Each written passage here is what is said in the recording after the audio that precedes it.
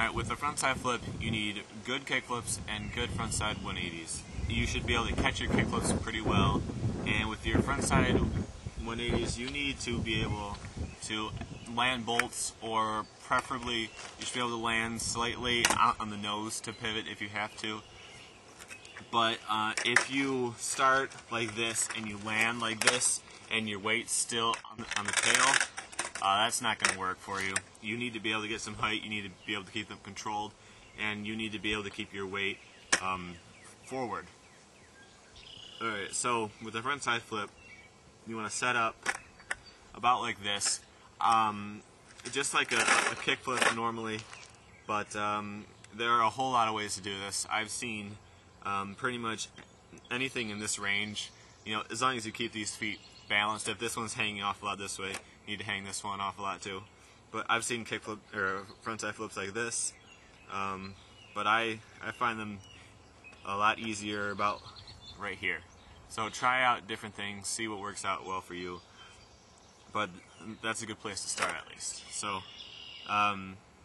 if you just try to do a frontside 180 and a kickflip at the same time, it won't work at all. And that's what most trick tips I've seen tell you to do.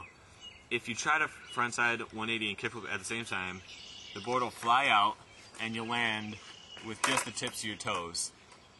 And that happened to me for a long time. I kept trying it because it was always close, is the thing. You almost land it every time, and you feel like you're almost there, but you're not. It's a lot different than how than the way that I found will work. With this trick, there are a lot of different ways to do it, just like there are a lot of ways to set up. Some people do them almost vertical, and it goes between their legs.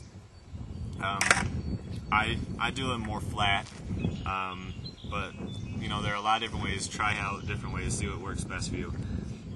Alright, so for me, when I start with my shoulders facing forward.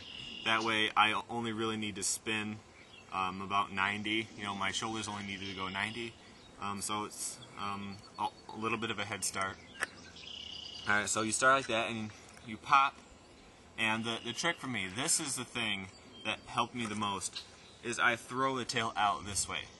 Now, if you watch the ones I did, or if you watch anyone frontside flip, it won't look like that.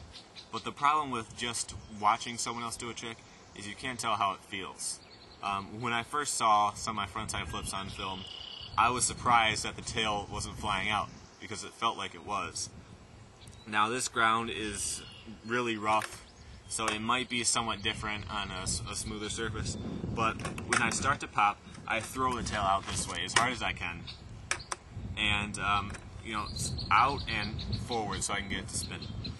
And I shift all my weight to the nose, and it feels like the tail is flying out, and the board spins like this, spins with the front truck as the pivot point, and it stays right here.